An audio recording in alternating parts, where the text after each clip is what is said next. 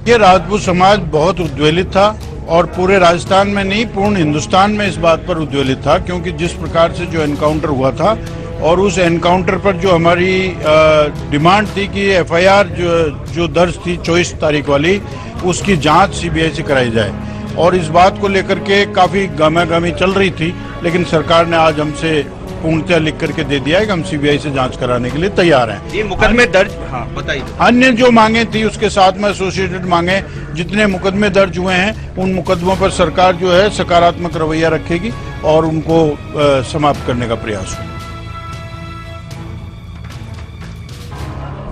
देखिए, सबसे बड़ा अपडेट इस पूरी वार्ता का जो निकल के आया है कि सीबीआई जांच के लिए सहमति बन गई है।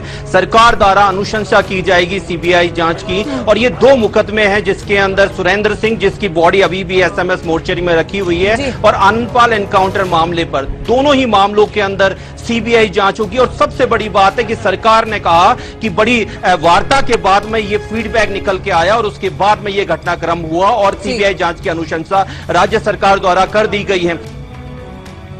कि लगातार जो राजपूत समाज की और समाज के बैनर तले इनका आंदोलन चल रहा था, उस आंदोलन में सीबीआई की इस पूरे मामले की जांच करवाने की मांग थी।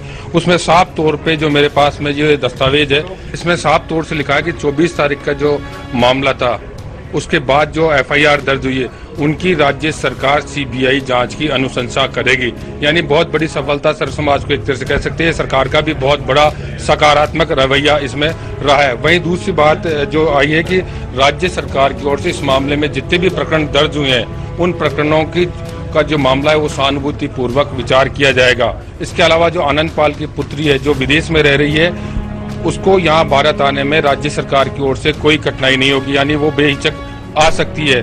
और जो श्रवण सिंह, जिसके आनंदपाल जहाँ पर रह रहा था, श्रवण सिंह के उसके मकान का कोई भी जाके उसके जिम्मेदार व्यक्ति उसको संभाल सकता है।